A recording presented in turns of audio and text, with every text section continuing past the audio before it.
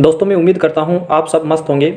दोस्तों आज की वीडियो में हम बात करने वाले हैं संयोजकता बंध सिद्धांत की कमियां। दोस्तों इस सिद्धांत के द्वारा संकुल के बनने, उसके चुंबकीय गुण और ज्यामिति आदि की व्याख्या करने में ये जो सिद्धांत है काफ़ी सफल रहा है।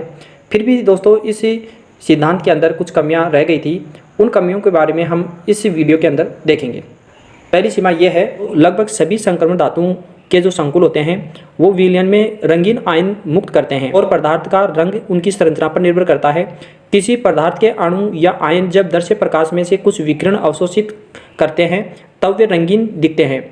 और संक्रमण धातुओं के संकुल आयन रंगीन क्यों दिखाई देते हैं इसकी व्याख्या ये सिद्धांत नहीं करता। तो पहली जो सीमाएँ थी इसकी ये है। और दूसरी सीमा ये है, इस सिद्धांत के द्वारा इस बात की व्याख्या नहीं की जा सकती कि आयन आंतरिक कक्षक संकुल कब बनाएंगे और बाह्य कक्षक संकुल कब बनेंगे।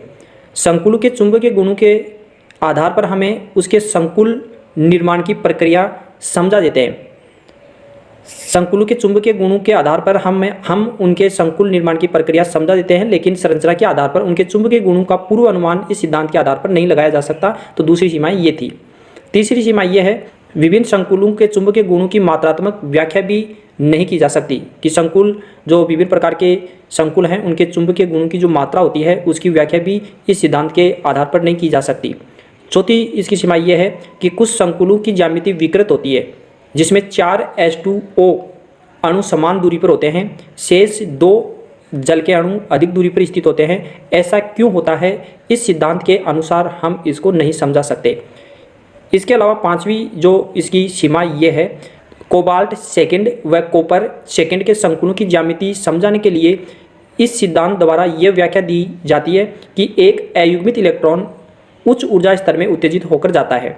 ऐसा होने पर दोनों जो संकुल होते हैं वो समान अपचय गुण के होने चाहिए, लेकिन वास्तव में ऐसा नहीं होता। इसका स्पष्टीकरण इस सिद्धांत के आधार पर संभव नहीं है। अगर कोबाल्ट सेकंड और कॉपर सेकंड दोनों के अंदर ही ऐसा होता है कि एक अयुग्मित इलेक्ट्रॉन उत्तेजित होकर उच्च कक्षा के अंदर चले जाते हैं, ऐसा होने पर दोनों में समान अपचय गुण होने चाहिए, लेकिन वास्तव में ऐसा नहीं होता है। दोनों में जो अपचय गुण हैं वो भिन्न भिन्न होते हैं। तो इस सिद्धांत के आधार पर इसका स्पष्टीकरण नहीं किया जा सकता कि ऐसा क्यों होता है। देखिए दोस्तों, अगर हम इसको एक उदाहरण द्वारा समझें, यहाँ पर देखिए ये कोबाल्ट है। इस कोबाल्ट की जो ऑक्सीकरण अवस्था है वो सेकंड है और इसे 6 लिगेंड अमोनिया के हैं। तो यहाँ पर देखो जो कोबाल्ट 27 इसका परमाणु क्रमांक है, तो कोबाल्ट 27 का इलेक्ट्रॉन विन्यास इस प्रकार है।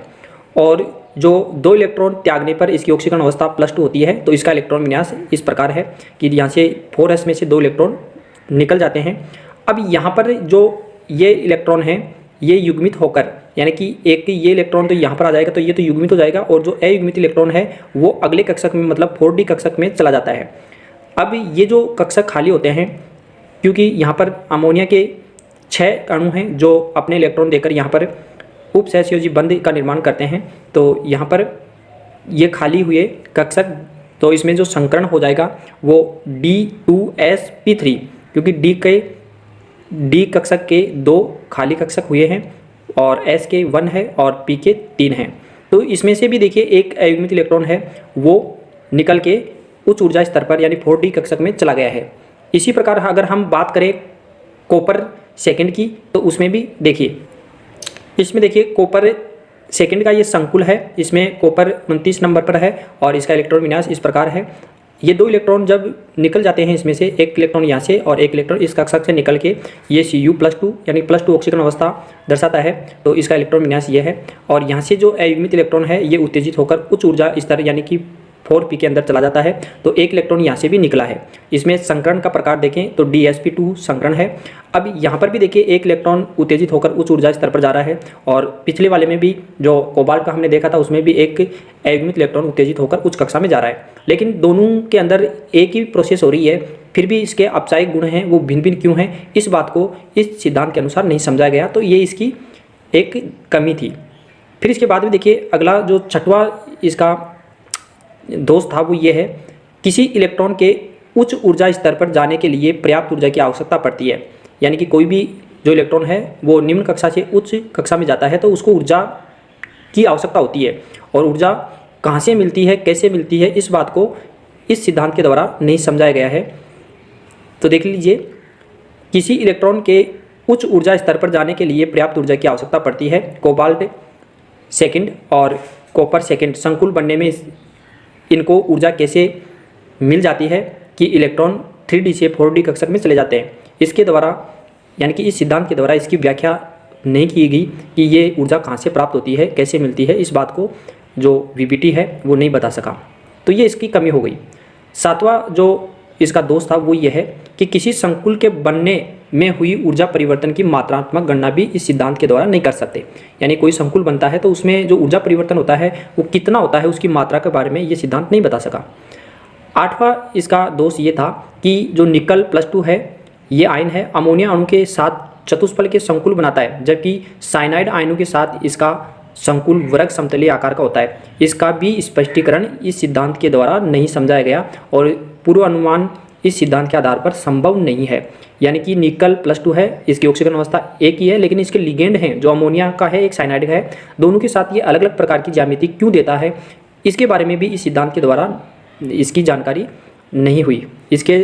इसके बारे में भी इस सिद्धांत के द्वारा नहीं समझाया गया। तो देखिए यहाँ पर हम एक उदाहरण द्वारा इसको देख लेते हैं कि ये निकल 28 नंबर पर है, इसके इलेक्ट्रॉन विन्यास ये है और +2 इसकी ऑक्सीकरण अवस्था है, 2 इलेक्ट्रॉन यहाँ से निकल गए हैं 4s से, तो ये कक्षक खाली हो गए हैं। तो इसमें sp3 संकरण ये होता है क्योंकि ये तो पूरे इलेक्ट्रॉन हैं वो भरे हुए हैं। तो यहाँ पर देखिए जो हमें ये 4 हमने खाली क्यों किए हैं, क्योंकि जो लिगेंड है वो 4 ही है NH3, तो 4 जो कक्षक हैं हमने खाली किए हैं। तो यहाँ पर चारों जो अमोनिया हैं अपना इलेक्ट्रॉन देकर यहाँ पर उपसहसयोजी बंध बना लेंगे और इस प्रकार इसकी ज्यामिति हो जाती है। लेकिन हम इसी प्रकार से अगर हम इसकी ज्यामिति देखें कि जो निकल है वो साइनाइड लिगेंड के साथ है, वो किस प्रकार की ज्यामिति बनाता है वो देखिए यहाँ पर भी उसी प्रकार से निकल है, ये साइनाइड है और साइनाइड के आयन हैं वो यहाँ पर जो खाली कक्षक हुए हैं 3D, यहाँ पर जो खाली कक्षक हुए हैं DsP2, इस कक्षकों के अंदर जो साइनाइड आयन है वो साइनाइड जो लिगेंड है वो अपने इलेक्ट्रॉन देकर संकुल का निर्माण करता है।